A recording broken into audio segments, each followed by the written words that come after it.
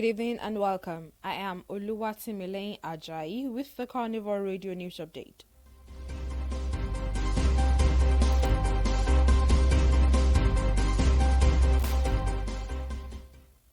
To begin the news, the National Association of Nigerian Students, NANS, says it is happy with the continued suspension of certificates issued by universities in Benin Republic and the Republic of Togo by the federal government. NANS appealed to President Bola Tinubu to intervene in the matter, saying the future of thousands of Nigerian youths studying in those countries is hanging in the air. In a statement issued today by the Director, NANS West Africa Affairs, Comrade Joshua Olakunle, the student body said that a lot of prominent Nigerians have studied in those countries and have proven that they could hold their heads high among their peers in the society. It called on the government to expedite action on the report of the panel it set up early in the year to look into allegations of certificate racketeering in some countries and even within Nigeria, adding that despite the odds, some institutions in Benin Republic and Togo are making reasonable efforts to develop their facilities. NANS reiterated that the suspension of certificate will not address the root causes of the problem. Instead, a collaborative approach to regulate and upgrade university education in the sub-region will strengthen regional cooperation and improve education standards.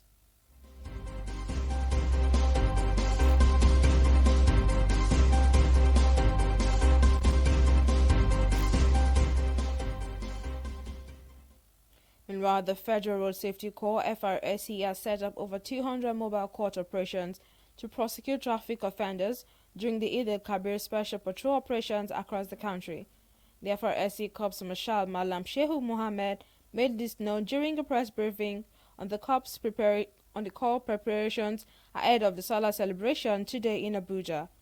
Mohammed said recent development on the roads reviewed the challenges against the safe use of the highways, which he said the corps has stepped up to confront on all fronts, adding that challenges include the ugly trend of using trailers and trucks to convey human beings, night trips, fatigues, speed violations, driving under the influence, as well as overloading of vehicles.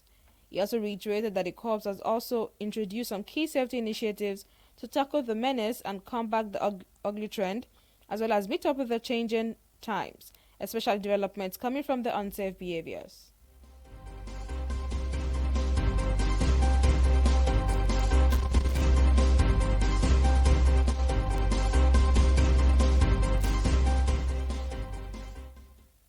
In another news, the Federal High Court sitting in Kano has ordered Kano State government to pay the sum of 10 million naira as compensation for breaching the 15th Emir of Kano, Aminu Bayero's fundamental human right. The presiding judge, Justice Simon Amobeda, gave the order while delivering the judgment in the case instituted by Aminu Bayero seeking for the reinforcement of his fundamental human rights. Justice Amobeda described the order given by Kano State Governor Abba Yusuf for the arrest of Aminu Bayero as unlawful and that which has forced the applicant into house arrest for fear of being arrested.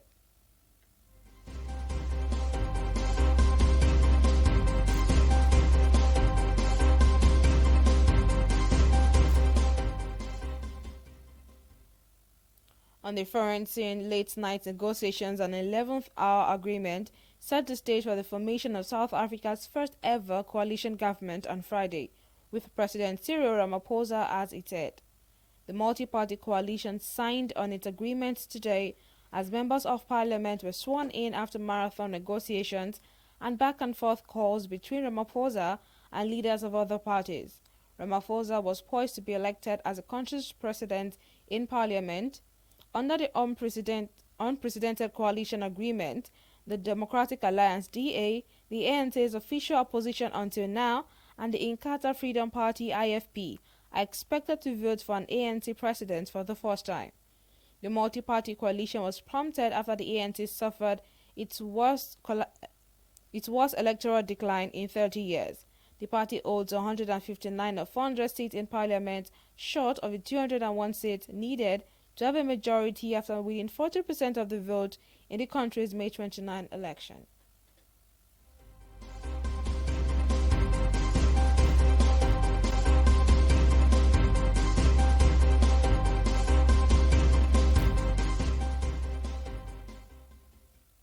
Now talking sport, Nigeria's Super Falcons have maintained their 36th position globally in the latest FIFA Women's ranking. The team, under the guidance of coach Randy Waldrum, also continues to hold the top spot in Africa. South Africa's Banyana remain in the second highest ranked team on the continent, sitting at 51st in the world rankings. Following closely, the Atlas Lionesses of Morocco are positioned third in Africa and 56th globally. On the global stage, Spain's La Roja solidified their standing as the number one team in the world.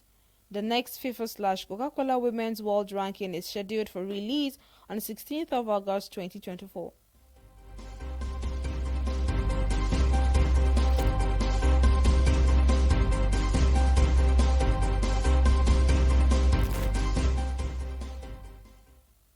And that ends the news updates on Carnival Radio. Thank you very much for joining us. My name remains Oluwatimileyin Ajayi. You can download the Carnival Media app from the Google Play Store and the iOS App Store. You can also check out our website at carnivalmedia.ng. Do enjoy the rest of your evening.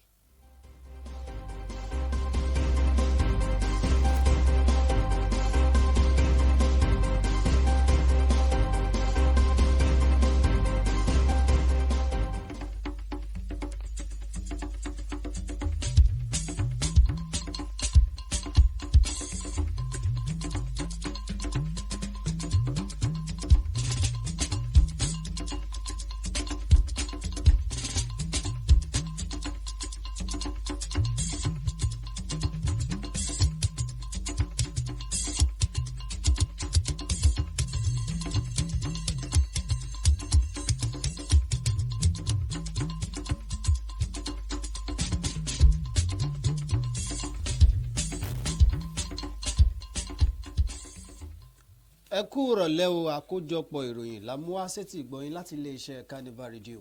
Ibrahim Adébáyọ̀ lóníròyìn yín.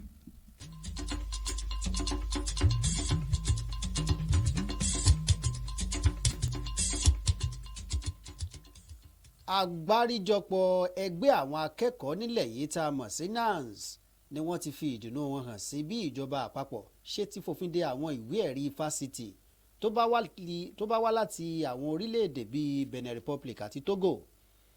Bẹ́ẹ̀ ni ẹgbẹ́ NANS tún wá rọ ìjọba àpapọ̀ lábẹ́ ìṣàkóso ààrẹ Bọ́lá Tinubu láti tún ọ̀rọ̀ náà gbé yẹ̀wò dáadáa nítorí bí ìgbésẹ̀ ọ̀hún ṣe ti ní nǹkan ṣe pẹ̀lú ọjọ́ ọ̀la àwọn ọ̀dọ́ ilẹ̀ yìí tí wọ́n ń kàwé láwọn orílẹ̀-èdè tọ́rọ̀ kàn.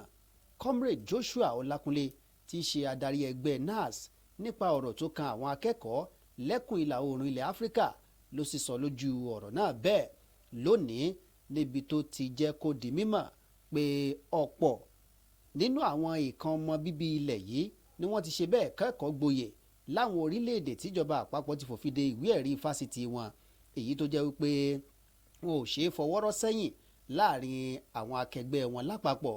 Bákan náà ni ẹgbẹ́ NANS gbàjọba àpapọ̀ níyànjú láti gbé ìgbésẹ̀ kíákíá lórí àbọ̀ ìwádìí ìgbìmọ̀ tí wọ́n ṣèfilọ́lẹ̀ rẹ̀ lórí ọ̀rọ̀ náà, èyí tí wọ́n ní kí wọ́n ṣèwádìí àwọn ìwé ẹ̀rí gèǹje táwọn akẹ́kọ̀ọ́ ń gbà láti orílẹ̀-èdè Togo àti Benin Republic.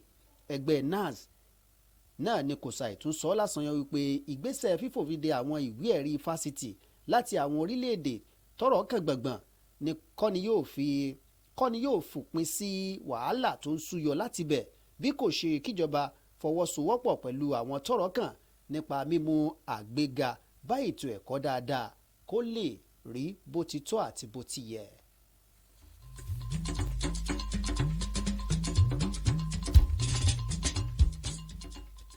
Nínú ìròyìn míì ẹ̀wẹ̀, àjọ tó ń ṣàmójútó ètò ìrìnnà lójú pópó ni wọ́n ti ṣe bẹ́ẹ̀ ṣàgbékalẹ̀ àwọn ilé ẹjọ́ alágbèéká tí wọn kò dín ní 200 níye tí wọn yóò máa ṣẹjọ́ àwọn awakọ̀ tí wọ́n bá ṣẹ̀ sófin ìrìnnà lójú pópó lásìkò ọdún iléyà tó ń bọ̀ lọ́nà yíká ilẹ̀ yìí lápapọ̀. Ọ̀gá àgbà àjọ FRSC kọ́máṣá Malam Shehu Muhammad ló sọ̀rọ̀ náà di mímọ̀ bẹ́ẹ̀ lónìí nílùú Àbújá lásìkò tó ń ṣe ìfọ̀rọ̀wérọ̀ pẹ̀lú àwọn oníròyìn nípa akitiyan tó ń ti ìpalẹ̀mọ́ àjọ náà fún ayẹyẹ pọ̀pọ̀ ṣìnṣìn ọdún iléyà tó ń bọ̀ lọ́nà. Malam Shehu Muhammad ló túbọ̀ ṣe lálàyé wípé ìgbésẹ̀ àjọ ẹ̀ṣọ́ ojú pópó ni kò ṣe látàrí àwọn ìṣòro pẹ̀lú ìjàmbá tó ń ṣẹlẹ̀ lójú àwọn ọ̀nà wa níbi tá a ti rí àwọn ìṣòro tó ní í ṣe pẹ̀lú fífi tírélà àti tírọ́ọ̀kì kó àwọn èèyàn eré àsápajúdé ìrìn àjò alẹ́ ẹrù àdìjù tó ń ti lílòdì sófin ìrìnnà ojú pópó. Bákan náà ni Malam Sehu ṣe láfikún nínú àlàyé rẹ̀ wípé gbogbo àwọn ìṣòro wọ̀nyí lájọ ẹ̀ṣọ́ ojú pópó rò papọ̀ mọ́ra wọn tí wọ́n fi ṣàgbékalẹ̀ ètò náà kí ọdún iléyá lè lọ ní ìrọwọ́rọsẹ̀ láìsí ìjàmbá ojú pópó kankan rárá. Ọ̀gá àgbà àjọ ẹ̀ṣọ́ ojú pópó náà ni kò ṣàìtúnké sí àwọn awakọ̀ pátápátá láti tẹ̀lé àwọn àlàkalẹ̀ òfin ìrìnnà ojú pópó dáadáa, bí bẹ́ẹ̀ kọ́ wọn yóò fi mú kàtà òfin bó ti tọ́ àti bó ti yẹ.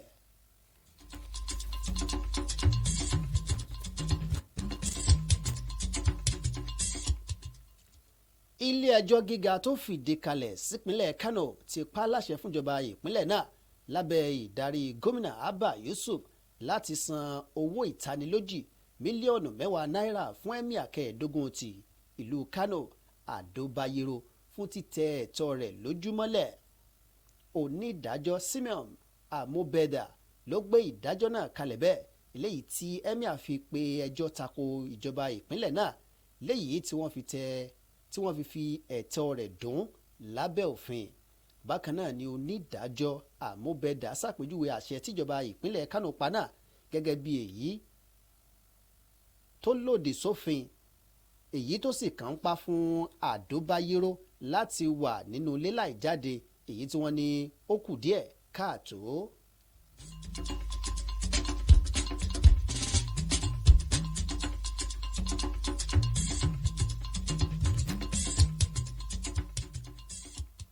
Kò ní jù báyìí lọ lórí àkójọpọ̀ ìròyìn láti ìkànnì Carnival Radio. Ẹ láǹfààní láti lọ dáńlódù áàpù Carnival ní ìkànnì App Store tàbí Google Play Store kẹ́sì fi sórí ẹ̀rọ ìbánisọ̀rọ̀ yín lẹ́bàá láǹfààní àti máa gbọ́ wa láti ìgbàdégbà.